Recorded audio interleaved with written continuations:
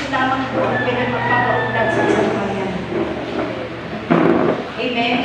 At magpapatagumpay sa bayan. Kasi wala po magagawa ang tao, maging banal na tao, wala po magagawa sa bayan. You see, alam niyo naman po siguro yung nangyari sa Myanmar, sa Thailand, 7.7 magnitude balindon. Redeeming the time, remember. Nasa Matthew 24 po yan. Magkakaroon ng lindol sa iba't ibang daan. Nakita niyo naman siguro yung dinding na nag-collapse. Ilang taon po yung ginawa. Ang dami po pera na ubos ko doon. Amen. At ang mga tao po doon ay maraming pangarap. Amen. Nagpaplano, pagkagising nila ng kinabukasan, saan sila pupunta, ano dapat nila gagawin, sa future nila. Amen po ba? Maraming po pangarap. Pero all of the sudden, yun po nangyari. Unpredictable. Kahapon po, ay meron na po 1,002 doon po sa mga buildings na collapse na recover, napatay. Grabe no? Parang may butas yung lupa, no? Na parang yung butas na yun, bumigay. Tapos, di ba? Kinain na yung building, no? Grabe. This is the power of God.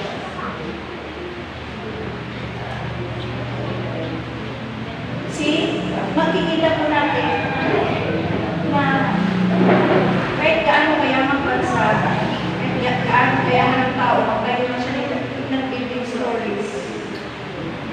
Wala. Kapag hindi nauuna ang Diyos, nagagalit siya. Maging sa ating buhay, maging sa ating pamilya, nagagalit siya.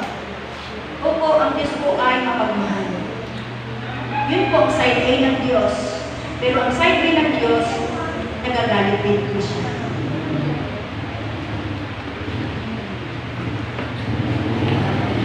Marami po yung nakatanan ng mga verses sa mga nandun sa Biblia. At huwag po tayong magpakampante. Bakit? The book of Revelation is now playing out. Gumagana na po ang book of Revelation. Tayo, anong gagawin natin? Ayusin natin ang ating buhay, ating mga gusto. Ang dami pong nangamatay. Hindi po nilang plano yun. Marami pa po silang plano.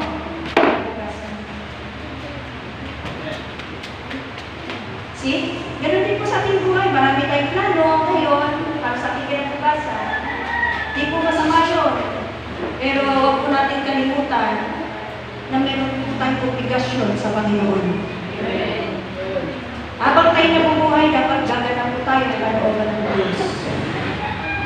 Amen? Unpredictable ang nangyayari sa mundo ngayon. Mga wildfires, ay po yan. Yung taguto, yung mga naguluhan sa ating bansa, nasa Biblia yan. Nation against nation. Nasa Biblia na dyan. Ano ibig sabihin ko? Dapat, alam naman pala natin, huwag tayo manit, na kailangan pala natin ayusin ang ating pagsunod sa Diyos, ang ating paglilingkod. Ayusin na natin ating commitment sa Panginoon. Ayusin natin walang magpapabaya para ano man mangyari. Amen? Hindi po natin sinasabi hindi mangyari sa Pilipinas yung nangyari sa ibang bansa. Amen? Kasi top 10 din po sa earthquake ang bansang Pilipinas. Ano man po ang mangyari, nakahanda po tayo sa Panginoon. Ang kamatayan ay unpredictable. Ano naman po natin mamamatay tayo? Bakit hindi tayo maghahanda araw-araw? Amen? Kasi nadadaya tayo ng mundo, ng sistema ng mundo, nadadaya tayo yung nakikita natin, nadadaya tayo. Akala natin magtatagal pa yung buhay natin dito sa mundo. Amen? Hindi na po, lalo na po ngayon, dahil ang mundo po ay matanda na. Ang mundo po ay matanda na. Grabe na po ako. Kasi, tingnan mo, dahil matanda na ang mundo,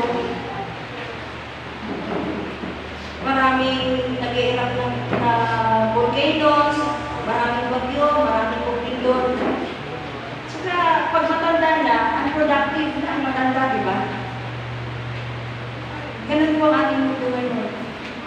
At alam naman po natin na ang langit at lupa ay lilipas. At kung ang langit at lupa ay lilipas, ang lahat ng mga bagay na nasa mga ito, kasama kong lilipas. Amen? Minsan po kasi tayo, alam mo, nadinisip kasi tayo, nalalaya tayo. Pero kung tayo po ay seryoso naglilingkod, seryoso tayo sa Panginoon, at matalino tayo sa ating kaligtasan, hindi tayo careless sa ating mga buhay araw-araw. Hindi ka nakatiis sa mga problema, sa mga pagsubok. Nandyan po yan eh, normal po yan, amen? Ibinigay na nga po ni Jesus Christ, diba, sa Matthew 16:33, na dito sa lupa, tayo na sa lupa, amen? Maraming kapighatian. Hindi ibig sabihin, Kristiyano ka na, walang kapighatian, dumadami ka eh. Kasi susundan ka ni Satanas. Amen? Hindi naman kasi pumapayag si Satanas na susunod ka na sa Diyos. Hindi siya papayag. Kung ako man si Satanas, hindi ako papayag. Ilang taon na tayo sasama, nag-enjoy ka sa akin, tapos bigla-bigla mo iiwanan. Walang ganon, habulin kita, habulin kita. Pero hindi ako si Satanas. Example lang po yun. Ganun po si Satanas. Christians, kaya po maraming kapighatian dito sa lupa. Alam nyo, pinauna na po ni Jesus Christ yan sa kanyang po mga disciple na maraming kapighatian dito sa lupa. Dahil si Satanas buhay. Ang mga demonyo buhay. Billions of demons are alive.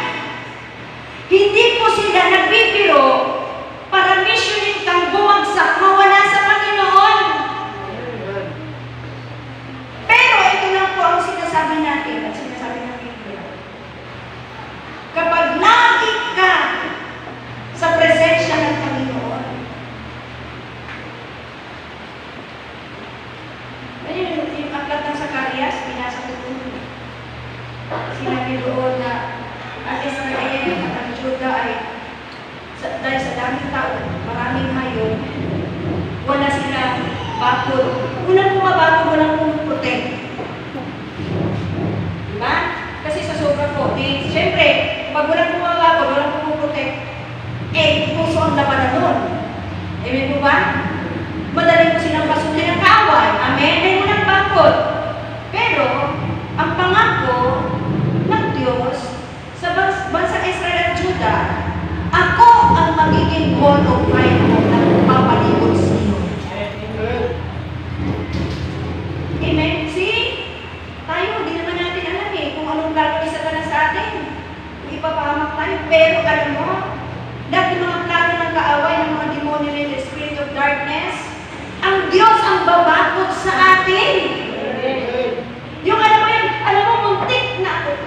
Kasi may muntik dahil ang kamay ng anghel nakaganon yun. Muntik na kami madisgrasya.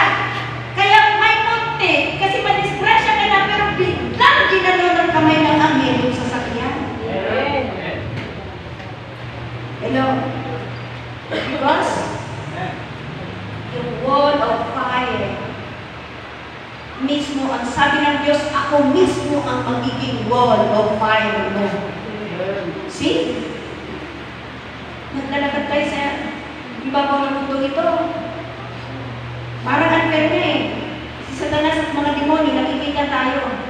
Pero, ang mga demonyo, si Satanas, hindi natin nakikita. So parang, hindi batas ang labanan, di ba? Kasi pag nakikita mo si Satanas ang demonyo, siyempre, madali mo siyang pagtaguan, madali mo siyang labanan, amen. Pero hindi na po sila nakikita. Pero, mayroong mga weapons na pinapasuot ang Diyos sa atin. Para mapaglabanan natin sila. Ephesians 6:12 downwards. Basahin niyo po yun. Hindi po yung topic natin ngayon. Pag yan ilikat ko ngayon, hindi na tayo mapunta sa topic. Alam mo naman, minsan pag nagsasalita ako, minsan hindi ko na po alam kasi nag-ready na po ang Holy Spirit Santo. Ginagawa ko lang po lagi kong nililinis yung sarili ko sa harapan ng Diyos. Kasi ang isang gamit na malinis, kasi ang Diyos po malinis. Dapat ang mga tumatayo sa pulpito, sino man yan, paawit, sumasayaw, nangangaral, nagtitestimony, nagmamako, tumutugtog, malinis dapat ang buhay. Malinis dapat ang buhay. Para pag nagitara ka dyan, ramdam na nila yung kapangyarihan lang. Pag kumanta ka dyan, nag-base ka dyan, ramdam na nila ang anointing ng Diyos. Huwag tayong gaganap dito sa harapan na walang anointing. Amen. Walang kwenta yung ating paglilingkod. Walang anointing, walang pagsama ng Diyos. Kaya lahat po tayo. Kung ako nag-aayos ang buhay, lahat ng pulpit ministers mag-aayos ang buhay para magamit po tayo effectively, mightily in this mind and body. Kasi alam niyo, maging ako, kung hindi malinis ang buhay ko, aalisin ako ng Diyos sa pulpitong ito. Hindi ko madadaya ang Diyos. Amen? Sino man sa atin dito, mga servants, na hindi maayos ang buhay, kahit hindi ko kayo aalisin. Dahil hindi nyo naman ako kasama everyday sa inyong mga life activities. Nakikinig ko ba kayo lahat? Kahit hindi ko kayo aalisin, dahil naawa ko, may heart ako, kasi ang pastor kasi ganun. Talagang inaano ang lupa. Kahit hindi ko kayo aalisin, pero ang Diyos ang mag-aalisin mo. Minsan isang araw na lang, masumpuan ka na, wala. Hindi naman kita inalis. Ano kasi, yan ang prayer ko, Lord, kung meron kong hindi maayos sa aking kasamahan, sutihin mo po siya. Disiplinahin mo po siya. Amen po ba? Kaya nga po pares po tayo lahat po tayo. Mag-aayos sa ating mga buhay. Amen. Kaya kung naghanda tayo sa pagbabalik ng ating Panginoong Jesus, dapat nag-aayos po tayo. Amen? Okay, so, yan, nakikita po natin ang mga katotohanan na nangyayari sa mundo. That's a reminder na we are living the time, malapit na po ang panahon. Malapit na po ang pagbaba ng Jesus Christ. Bilang pakiusap ko po, kung wala akong makakasal pa, magpakasal na po tayo.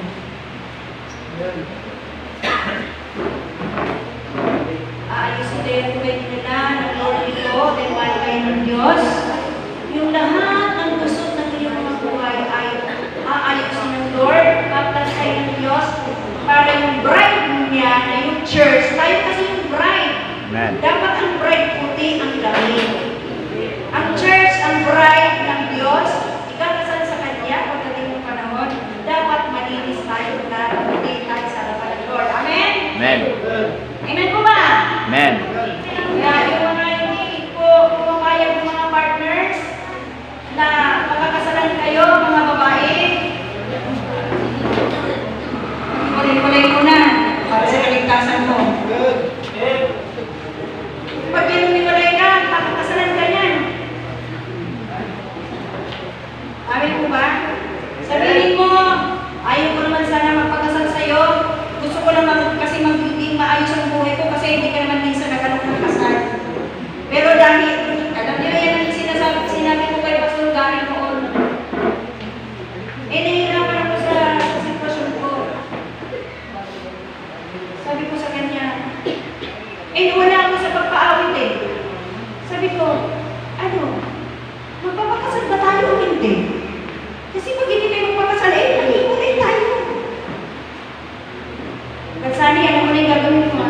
Opo.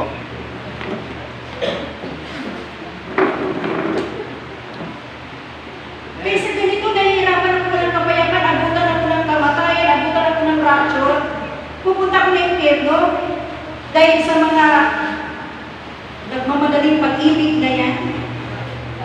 Kaya,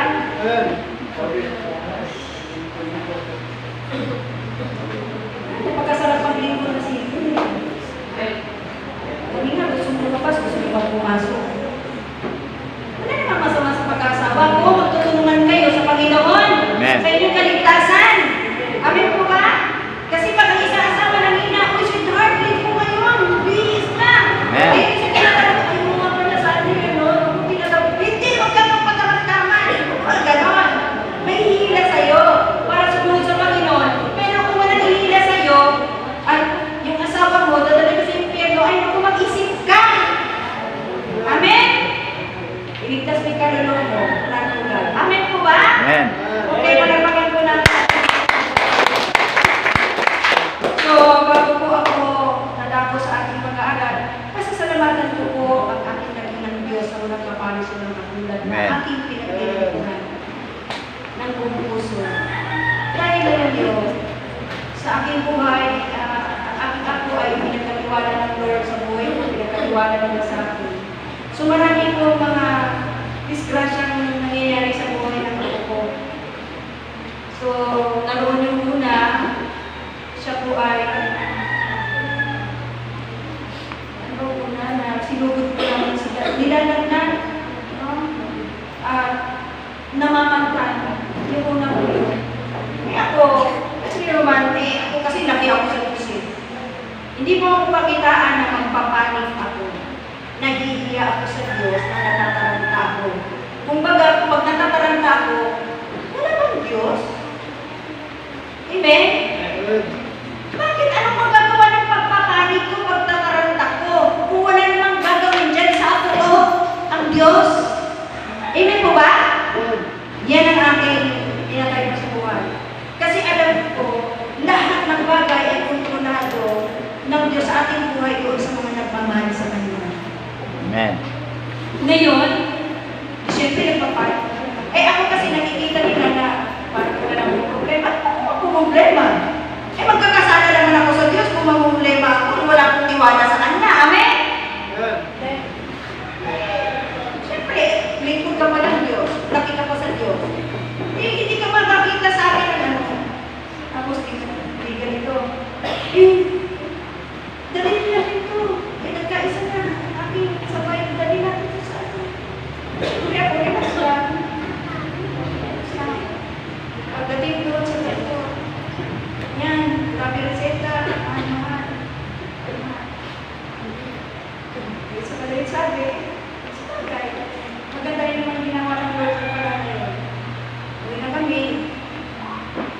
Libo yung antibiotics. Hindi ko naman pera ang pinastos. Pero sa dapat sa Lord ay nandun yung providence.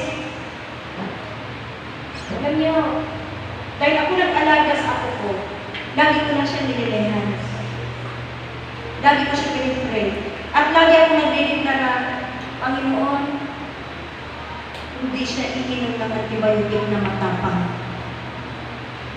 Matatapang! Gagaling siya. Amen. Alam niyo, bumili ka naman kami ng antibiotic. Si Fixime ang tawag. Hindi ko pinainom sa ako ko. Hindi ko sinabi sa kanya na hindi pinapainom. Dahil ayaw ko nga siyang painumin eh. Nang matapang na antibiotic. Gusto ko doon lang siya sa mga antibiotic na mild lang. Alam niyo, glory to God. Dahil kahit hindi ko pinainom yung matapang na antibiotic, gumaling ako. Amen.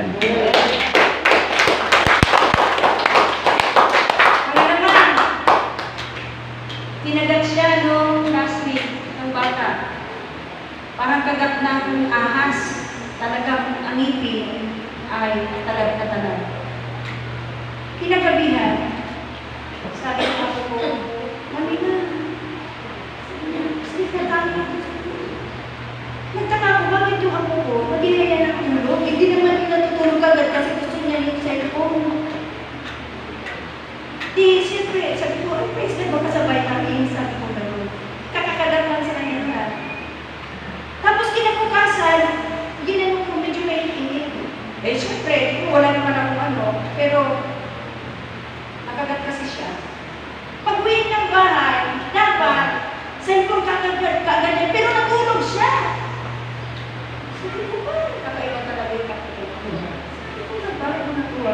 Sabi ko, di ginagan ko, may lagnat. Naisip ko, yung kagad sa kanya. Pahayo na ako na. Tumayo pa sa lalas talaga na hayo. May hayo ako, tapos pumunta ko sa sabi ko, pwede mo bang yung kinagalang ako ko, ganyan, pwede mo mag-isama yung anak ko, nagbigay ako ng consultation fee. Samahan niyo po sa clinic ko sa hospital. Kahit may sakit pa dyan, may problema po ako, ano maputos ng Diyos, uunahin po yun. Amen. Diyan ako lumaki sa Panginoon. Sa madaling sabi, na-check up na, nagbumayo ako, gusto na ng taga-tao ko, uwi na ako dahil na ako naintindihan nila ako sa aking kalagayan. Ay, hindi po. Hindi tayo pinalaki ng Panginoon. So, nag-encourage sa'yo, pinalakas natin sila, bigas natin yung faith nila. So, sa madaling sabi, umuwi ako, ayan, wala din nagnatang ako ko, pero mama, ito po ang reseta. Augmentin po ang moxiclam. Mahal po yun. Mahal po ang moxiclam na augmentin. Pagkatapos niya yun, siyempre, yung apo ko, pinag-pray ko siya. Panginoon, lahat ng mikrobyo, lahat ng virus, anuman ang nasa katawan ko at ako mamatay in the name of Jesus. Dinideklara ko, kasi mag-antibiotic na naman siya patapang. Dinideklara ko, hindi siya mag-antibiotic. Alam niyo? Magdaman. Nilagnan siya. Para kung nangangalay ng anak. 39.9 ang lagnat. Hindi ako nababada yung tulog ko. Pero sabi ko, last dose na ito para sa gamot. Tapos matutulog na ako, hindi pwede mo na akong tulog. Magkatiwala ko na sa doon. Kaya hindi siya nilutubay na bansa. Hindi nag-last dose ako. Tapos, kahit mainit pa siya, 39.9 na, natulog ako. Tulog. Bakit? Hindi naman pabababain ng langit yung lagnatan ako ko. Wala naman akong magagawa eh. Mas makapangyarihan ba ang gamot kaysa Diyos? Amen?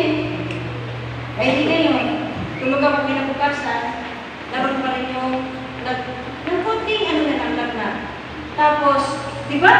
Pero, binili na ng anak ko yung antibiotic. Mahal, pinadalan siya eh. At saka mahirap pa kaya naman yung mga activities nila. Yung mami nagpadala ng pera, tapos ba ay bumili na. Tapos, sige. Pinag-aralan na namin na anong oras kayo din, antibiotic, kasi every 8 hours. Ang hirap, kasi gigising ka na madaling araw pag simulan mo ng baka. Sabi ko, nakalimutan ko pala. Nag-pray ako na walang Lord, hindi siya mag-antibiotic. Alam niyo, pinakiramdaman ko, yung maghapong buhay ng ako ko, wala siyang lagnat. Amen. Wala siyang lagnat. Tapos, siyempre, pinag-pray ko lang siya, pinag-pray. Lagi na ako nagdideklara eh. You're healed. Magaling ka. Alam niyo, yung mga matatapang na mga antibiotics ng ako ko, nandoon sa istante ng sambunutan. Nandoon lang. Puri ng Diyos, sabi ng anak ko, ano ba yung mama, paano yung bili namin ng antibiotic? Hindi naman nagagamit. O ano, pupunta sa anak ko, katawan ng anak ko? Hindi. Mabuti na hindi siya nag-antibiotic na mataas. Kaya salamat sa Diyos. Amen. Puri ng Diyos. Amen. Matututo tayo magdeklara ng kagalingan, matututo tayo gamitin ang ating kapangyarihan, at kung ano yung dinideklara natin, tsak yun ang kapangyarihan ng Diyos. Amen? So, nandun, at sa sampunutan ng antibiotic. So, salamat sa Diyos dahil kahit walang matatapang na antibiotic, ang ako ko dumating. Amen. Hindi po. Diba? So, amen. So, palagpagan po natin natin, Lord. Praise God. So, consider po tayo sa ating topic. Alam naman po natin na tayo po ay nasa series po ng The Seven Last Words. Amen. So, I hope and pray na yun po ating mga na-light up na ating po mga pinag-aralan about sa 7 last words ay kailangan po ay ating na po na ipamuhay. Amen po ba? Amen? Naunawaan po ba natin ang mga sinasabi ng ating Panginoong Yesus sa cross ng Kalbaryo at ating po ba mga natandaan yung po mga pinapahayag? Ano nga po yung unang 7 last words na ating Panginoong Yesus sa cross ng Kalbaryo? Una, Ama, patawarin mo sila sapagkat hindi nila alam ang kanilang ginagawa. Yan po ay sa Lucas 23:34. And I pray to God na kung paano si Jesus Christ ay nagpatawad, amen, kailangan ka rin magpatawad. Amen. Kahit masakit, sinaktan ka, kinawawa ka, magpatawad ka. Amen po ba? Amen. Mabuhay kang walang sama ng loob habang nabubuhay. Dahil hindi ka tatanggapin ng Diyos kapag habang ka sa Kanya may sama ka ng loob. Dahil hindi ka nagpatawad. Amen? Si Jesus Christ, nagpatawad kasi po, example po yan sa atin na dapat tayo magpatawad. Binugbog na nga siya, pinako na nga siya, pero tinignan na, sabi niya, Ama, tingnan niya, Ama, patawarin mo sila. Sapagkat hindi nila alam ang kanilang ginagawa. Hindi sila sumasamba, wala sila sa katotohanan, hindi sila nagbabasa ng Biblia. Wala sila sa katotohanan, kaya hindi nila alam ang kanilang ginagawa. Kaya patawarin mo sila. Amen?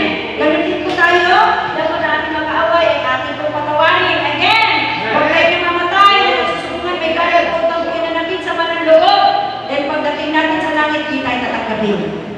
Hindi tayo patawad. Amen po ba? Kapag hindi ka nagpatawad, nilalasang unti-unti, nilalagyan mo sa sakit at karamdaman ang iyong physical na katawan. Amen? Kaya, magpatawad. Amen? Masarap po, buhay, walang galit po ang pinanakit, puro pag-ibig, masaya, lagi kang nakangibig. Amen? Amen. Praise God. Ano number 2 na nasa last verse ng Panginoon?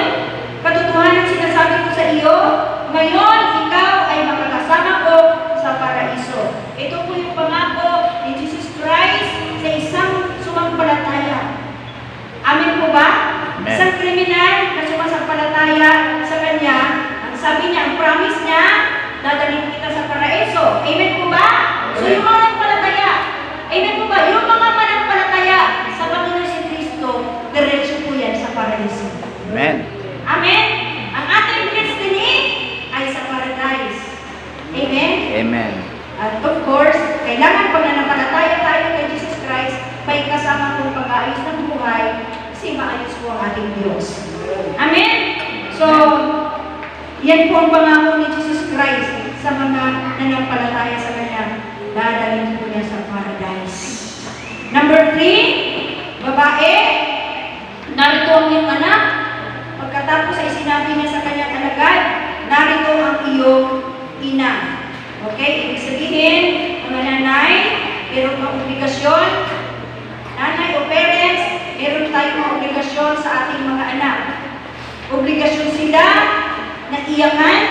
Amen? Iiyak sila sa Diyos para sa kanilang kaligtasan. Again, hindi po tayo ginawa ng Diyos sa magulang para pag-aralin lang sila, para lang po sila buhayin, kalaki ng buto, pero hindi sila lumaki sa Diyos, accountability po natin lahat. Amen. Anak, meron kang obligasyon sa magulang mo, igalang mo yung magulang mo. Amen. Amen.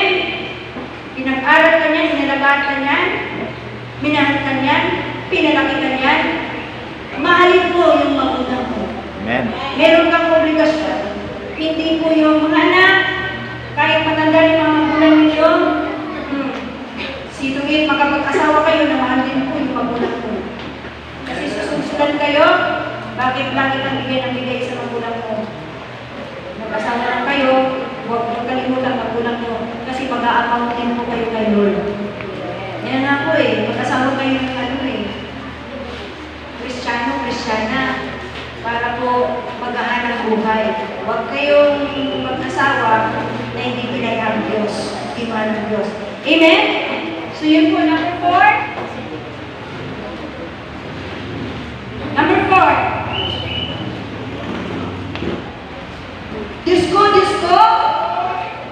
bakit mo ako pinabayaan? My God, why have you forsaken me? Okay? Sa Matthew 27:4-6 po yan. Ibig sabihin po mga kapatid, na in the times of pains and agony, diba? Minsan parang wala kayong kasama, walang dumadamay, parang walang nagmamalasakit, parang abandonment complex, parang nag-iisa ka, you're being parang pinabayaan ka. Pero remember, sabi sa Hebrews 13:5, di kita papabayaan o iwan man. At ang sabi ni King David, naging bata ako at ngayon matanda na, hindi ko nakikita at mga tuwid ay pinabayaan ng Diyos. Amen. So, ibig sabihin, pag nakaramdam ka ng mga abandonment complex, you are alone, you're lonely, parang nabuhay, parang nag-iisa ka na lang, di ba? Naranasan din ni Jesus yan.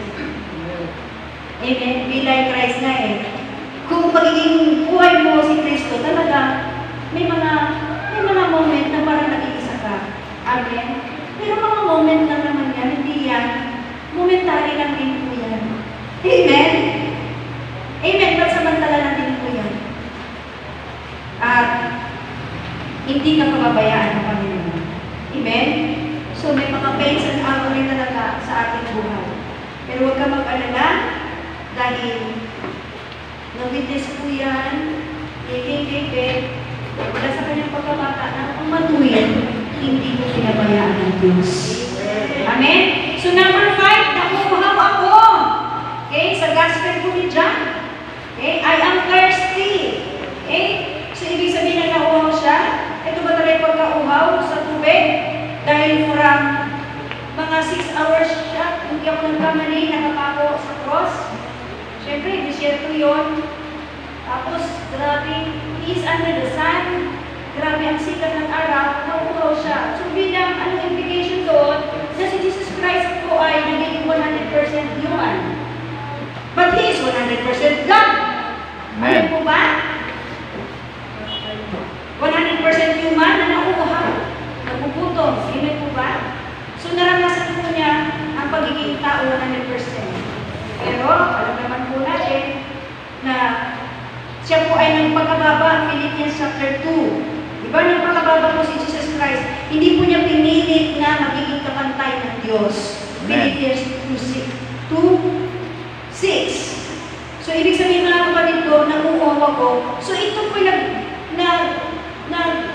ang implication po ay nagiging 100% human po siya. Para maranasan po ang ating naranasan, ang bilang pagkatao. And, syempre, pagdating po sa pagkauhaw, pwede rin po pala may pagkauhaw sa righteousness. Sa Matthew chapter 5:6, blessed are those who hunger and thirst for righteousness. Ibig sabihin po, kung ganun po, si Jesus Christ po ay hindi lang po siya nagsasalita, literally na nauuhaw siya sa tubig. Nauuhaw po siya sa pagiging matuwid ng marami. Amen. Amen? Nakukuhaw po siya sa katapatan ng marami, nakukuhaw po siya sa pagmamahal ng marami, nakukuhaw po siya sa pagsunod sa marami, nakukuhaw po siya sa paglilingkod sa marami, nakukuhaw po siya sa tiwala ng marami sa Diyos. Amen. Kinakukuhawan ito ng Panginoon. At kapag ikaw ay nakasunod na sa Panginoon, yung pong kanyang longing will be satisfied. Masasatisfied na po siya sa kanyang longing ng pagkakuhaw sa ating lahat. Amen? Amen. Pero ngayon po, I do believe in my heart na nasatisfy na po natin ang puso ni Jesus Christ dahil tayo po ay nasa Kanya na. Naglilingkod na, sumusunod na, sumasamba na, nagtatapat na, nagmamana sa Kanya. Kaya satisfied na ang Kanyang thirsty sa ating lahat. Amen? Amen. Praise God. So, dalangin ko, church, ha? Pagkatapos ito ka, nawa naman natin pag-uwa. Sabi na po ng James 1:22, be a doer of the word, not only a listener. Hindi lang po tayo na nakikinig. Okay, last! The second last word of Jesus Christ. Dapat maaga tayo natapos na wala pang April 17. Pero last 2 years ago, March eh. Kasi na-review ko yung preaching ni Kuya Sam eh. Preacher kasi yun eh. Preacher yan. Eh, ang job mo lang kasi talaga ano eh, pero preacher yan. At yung pagiging preacher niya, yan. Pag-preacher ka. Ano ang gawin ng job mo? So, preacher ka talaga. Amen? Amen. Okay. So, na-review ko yun 2 years ago. Nag-7 last words si Kuya Sam. Praise God. Eh, preacher yan. Amen. Praise God. Hallelujah. Amen. Nasa espiritu yan, nasa lupo yan. Amen. Kasi nga po ang labra ay tinabagunan siya na. I'm very happy dahil meron din akong labra sa bukid doon na naglilingkod sa Lord. Amen. Alam mo may mga maglilingkod na years. Okay. Amen. So palakpakan muna natin sa buhay. So natin po ang muna mag-reveal sa ating lahat sa huling wika ni Jesus Christ. Sa Luke 23 verse 46, alam niyo, inipon ni Jesus Christ ang lahat niyang lakas. Isipin niyo, inipon niya lahat, inadar niya lahat ng strength niya. Tapos sumigaw siya. Sumigaw ng malakas si Jesus. Ang sabi niya, Ama, sa mga kamay mo'y ipinagtagubilin ko ang aking espiritu. At pagkasabi nito, nalagot ang kanyang hininga. The very last words of Jesus Christ. Ama,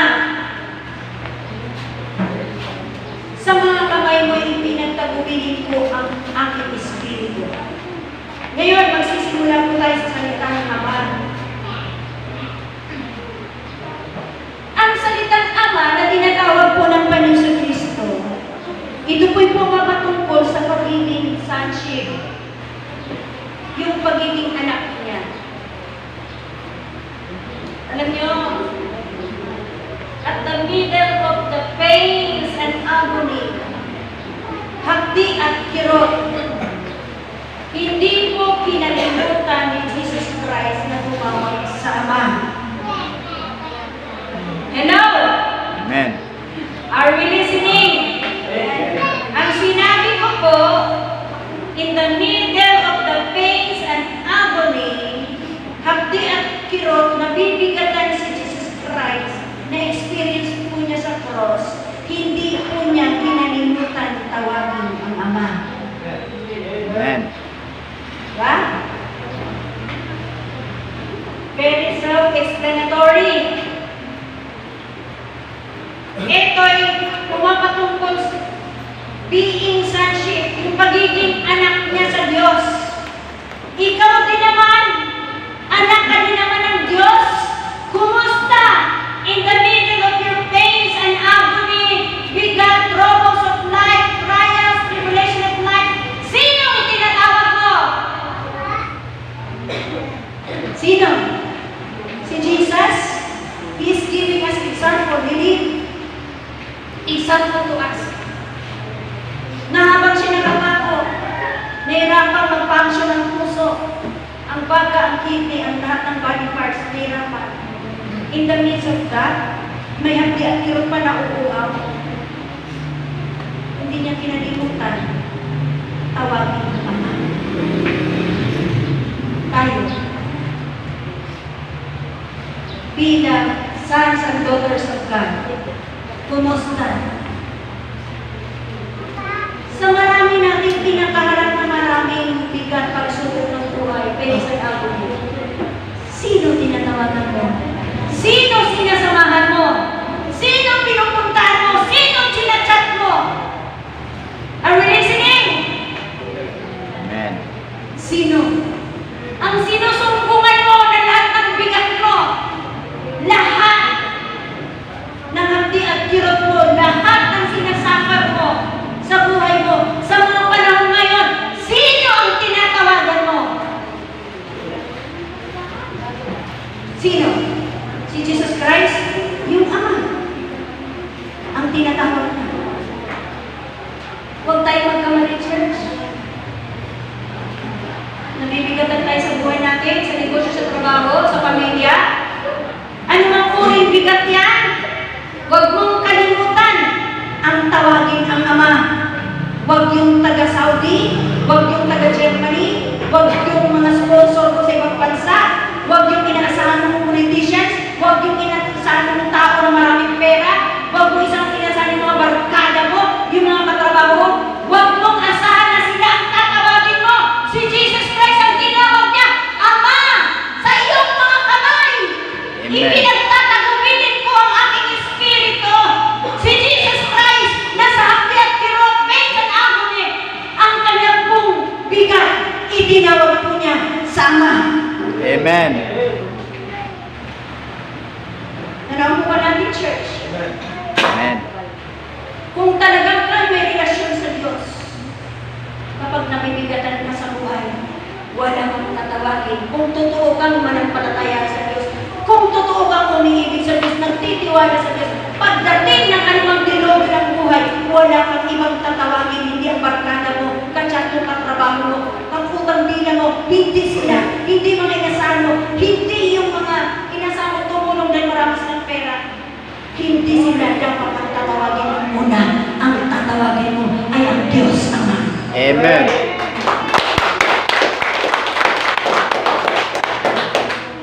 Purihin ng Diyos. Being sonship, relationship. In life's and agony, run to God. Call upon the name of the Lord. Amen. Huwag mong kalimutan. May sakit at karamdaman.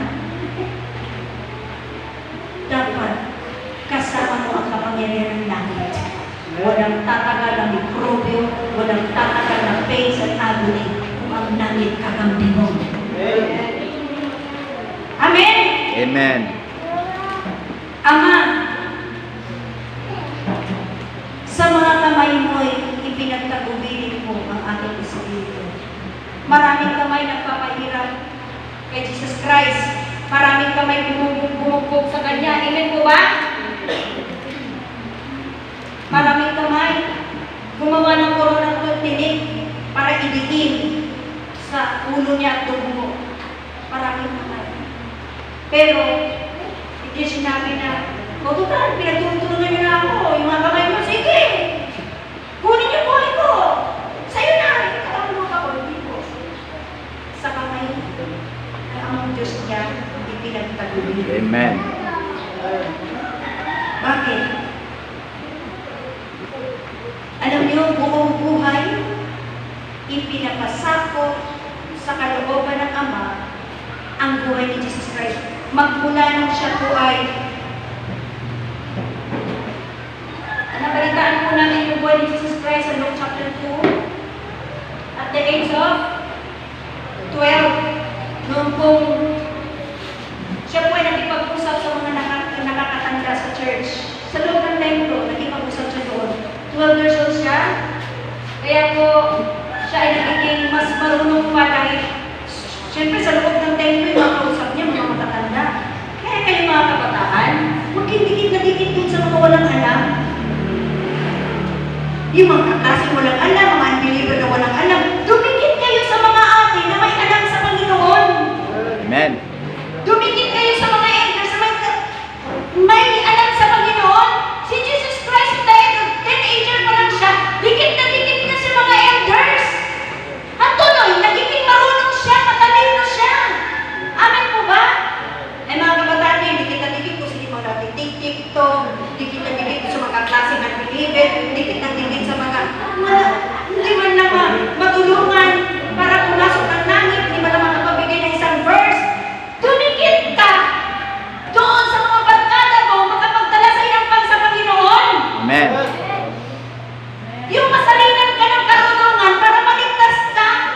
Masalinan ka ng katalinuhan para mamaligtas ka, maging matalino ka sa buhay na ito.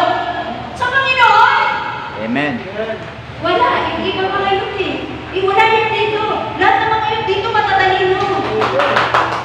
Amen. Lahat ng yun dito dumidikit sa mga marunong sa Panginoon. Hindi sila nagdidikit, hindi sila nakikipag-best friend sa mga kaklase nila na hindi po mga kilala sa Panginoon. Amen po ba?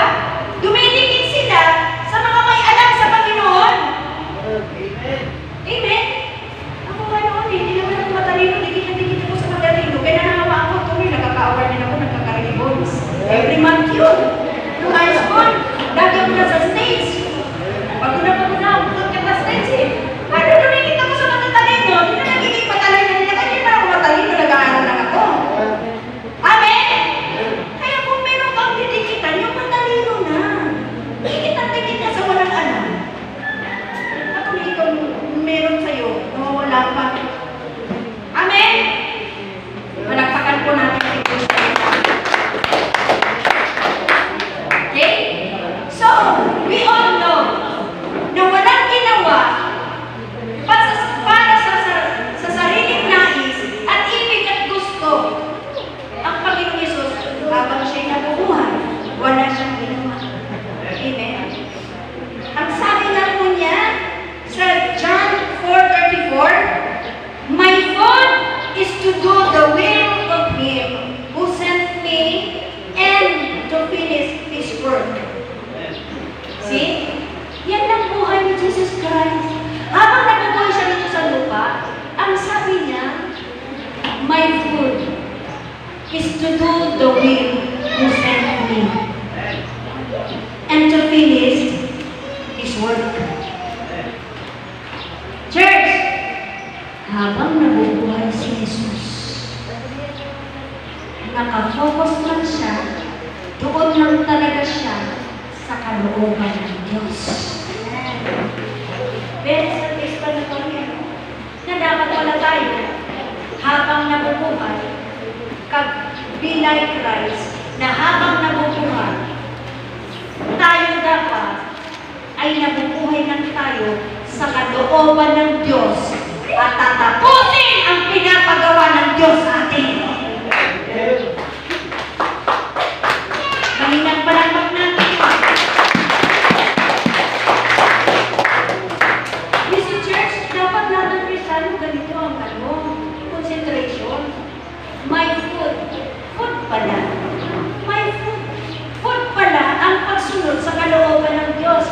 Eh, church, kung hindi ka pala nakasunod sa kalooban ng Diyos, wala kang food.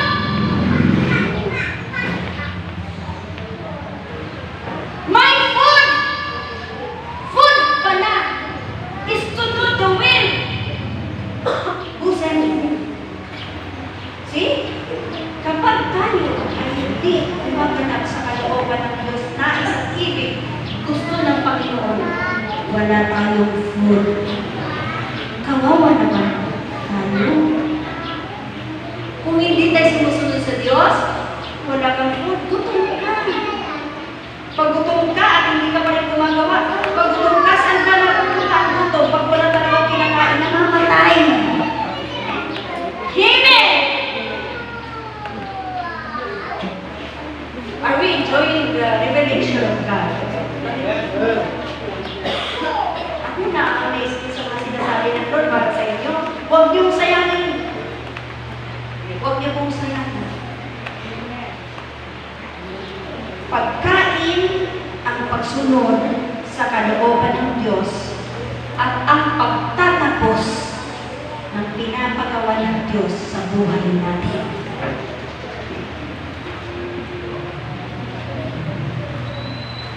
Kanabitin din katabi mo, finish the will of the Father. Huwag kang susuko. Huwag kang aatras. Huwag kang bibigay. Huwag kang Finish. susuko. That is your food. Kaya mo yan. Amen po ba?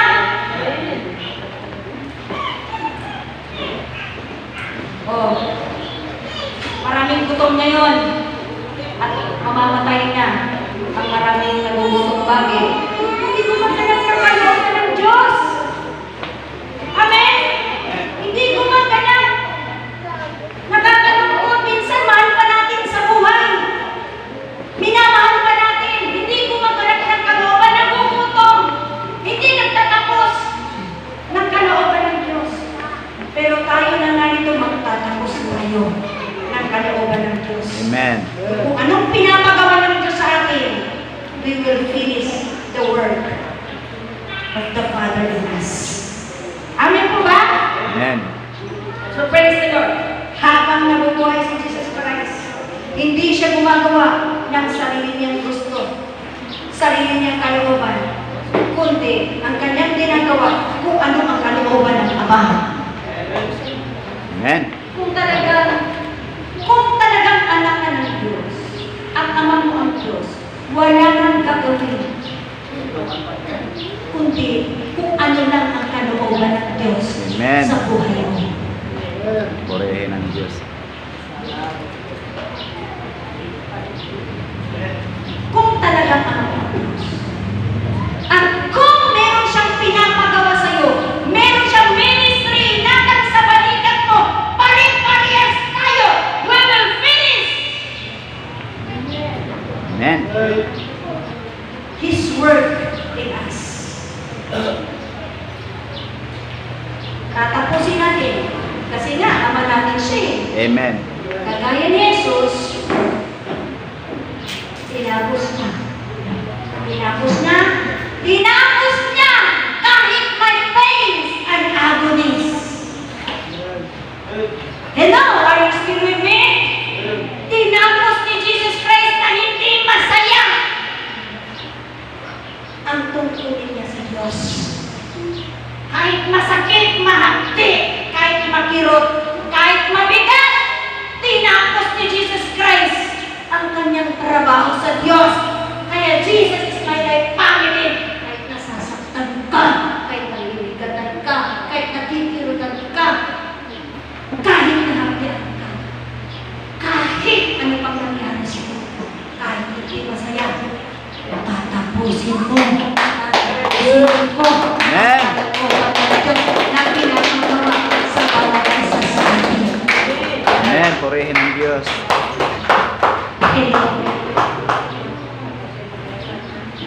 Are we enjoying the revelation of God? Amen. Na-amaze ako sa mga revelation ng Lord.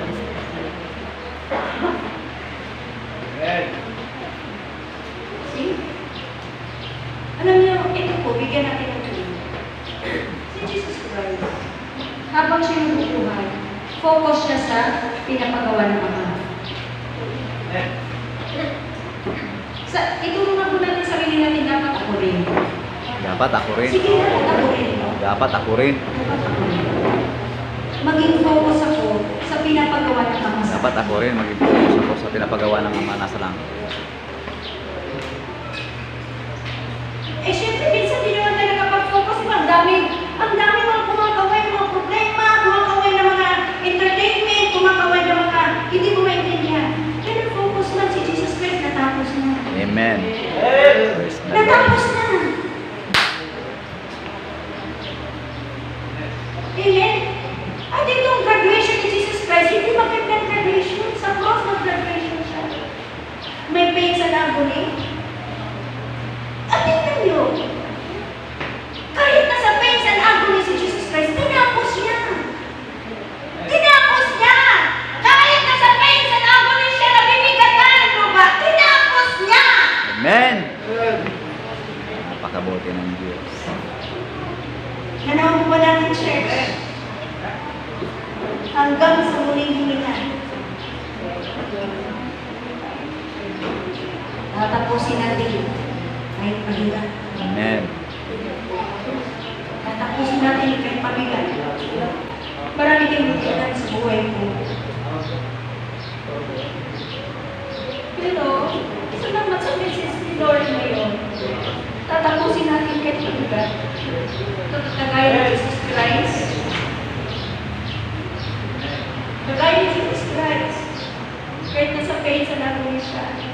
tinapos mo. Ibig sabihin mga kapatid ko, huwag po kayong mag-assume na nasa Panginoon na kayo, pastor, nag-church, ay, masaya ba natin buhay? Opo, masaya naman tayo sa Panginoon. Amen? Pero yung buhay natin dito, maraming kapighatian. Amen? Pero kahit nakikighati ka, tatapusin mo pa rin ang pinapagawa ng Diyos sa iyo. At alam naman po natin, tinapos niya. And after 3 days, alam po natin, nag-resurrect siya. Amen? Amen. There is no resurrection without crucifixion. Mark that word. Pag hindi ka dumaan sa parang ipinapako ka sa mga nararanasan mo sa buhay, walang resurrection. Pag hindi mo mapagtagumpayan, mag-back out ka, walang resurrection. Hindi pa tayo resurrection ngayon, sumilit lang. Okay? Sa mga kamay mo. Alam ng anak, alam ni Jesus, ang kanyang pinanggalingan. Na naggaling siya sa atin. Bakit sa mga kamay mo? Kasi, pag sa mga kamay ng Diyos na yung pagkatiwala, una, alam niya na nanggaling siya sa Ama, sinubos siya. Amen? Pangalawa, sa mga kamay ng Diyos, may security and safety. Amen. Amen? Ako, sa pamilya ko, naranasan ko ng mga safety. Pero mo, nasi-safety sila sa maraming bagay. That's because I am in the hands of the Father. Amen. Iba talaga pag nasa kamay ka ng Diyos eh. Amen. Iba. Nandun yung pag-iingat, nandun yung kapayapaan, nandun po yung kagaanan. Amen, nandun po. Because you are in the hands of the Lord. Sa mga kamay mo. Ayan yun. Pwede naman po natin ipagtatagubin ang ating po negosyo, ating mga trabaho, ating kinabukasan, ating pamilya. Sabihin po natin, Ama, habang ako nabubuhay, into your hands, I commend my families, my work, my future, myself. Amen po ba? May sickness and diseases, I commend. Sa iyong mga kamay ko pinagkatiwala. Amen? Ang ibig sabihin po nito, mga kapatid, life is all about God. Ang buhay mo, pagkatiwala sa tao, kanino pa man, ipagkatiwala mo lang siya sa Diyos. Amen. Sa mga kamay ng Diyos, ipagtagubilin mo ang buhay mo araw at gabi. Amen. Wala kang gagawin kundi sa Diyos mo. Dahil siloso ang Diyos. Pag pinagkatiwala mo yan sa trabaho, sa negosyo mo, kinabukasan mo anumang meron ka, mali po yun. Sa Diyos ka magtiwala. Amen. Ipagtagubilin ang buhay mo. Amen.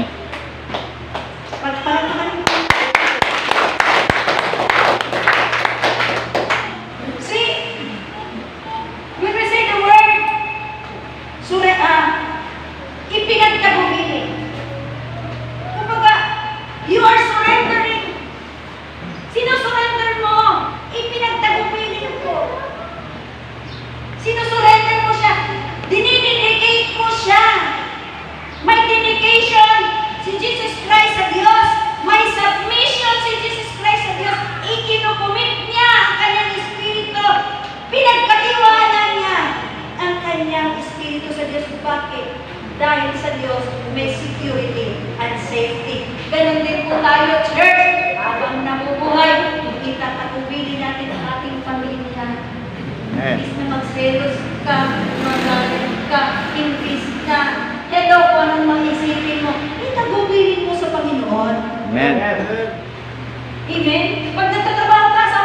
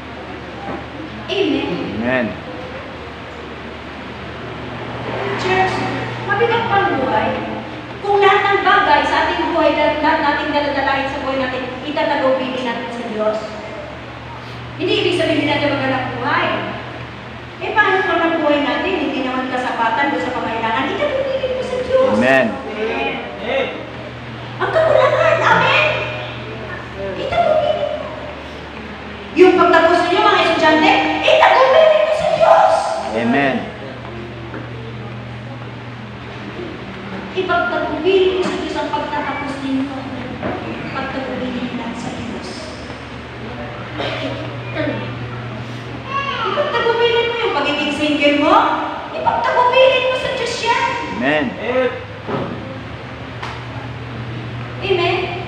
Yung kalagayan mo ngayon sa pag-aasawa, itagubilin mo sa Diyos yan. Amen. Wala namang asawa. Ako natin sa tandaan mo, kahit wala kang asawa, maglingkod ka sa Panginoon. Dahil wala namang kang asawa na iharap ka, magpapadre mo sa'yo na magaling yung asawa ko, mabuti yung asawa ko, ikaw lang din asawa. Iligtas mo yung kaluluwa mo. Wala tayong kasama sa pagharap sa Diyos. Amen. Individually, pagsusuli tayo bawat sarili natin sa Panginoon. Amen. Walang anak, walang asawa.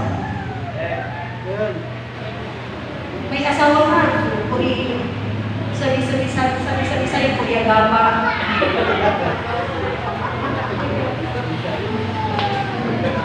Amen. May asawa ka na! Sabi sa'yo, puri agama.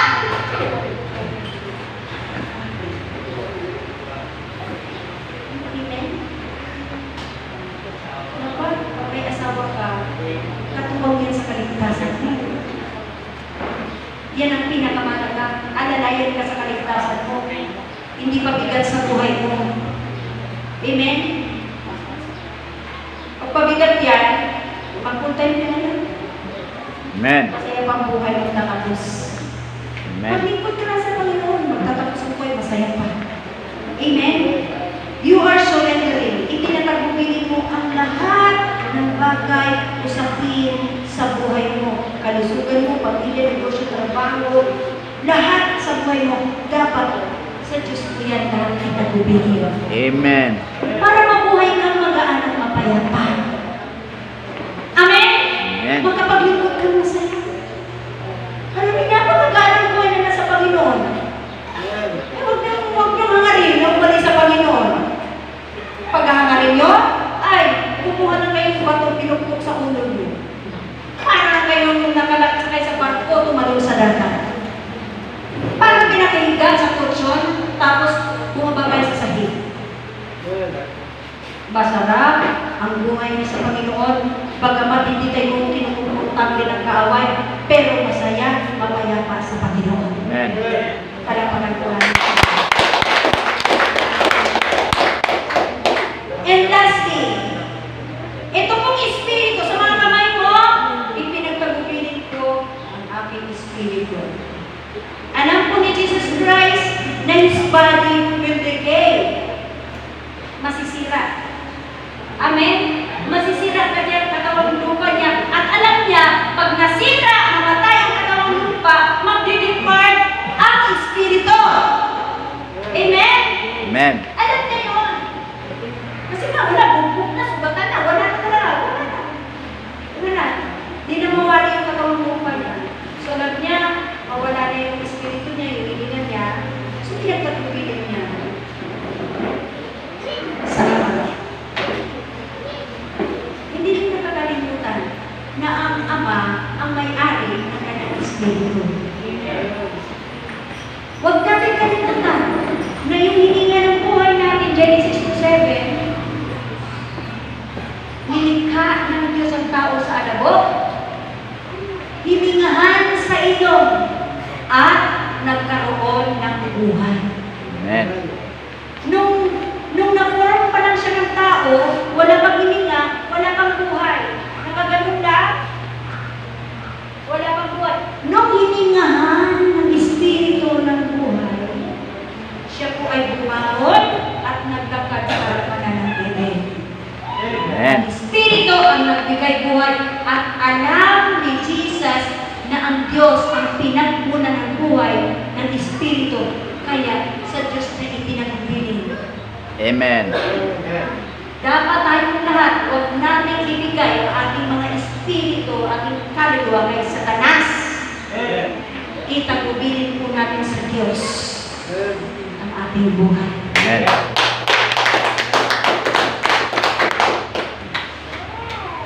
Sa'yo mo na yung iba rito. Amen.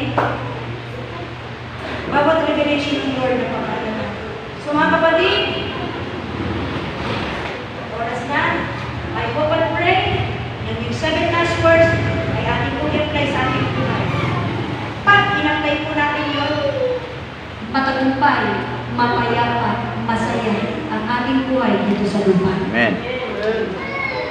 Huwag na huwag kayong mawawala sa inyong kinaupuan tuwing araw ng linggo. Dahil ang araw ng linggo ay banal na pagtitipon. Amen. Leviticus 23 verse 3, banal na pagtitipon. When we say banal na pagtitipon,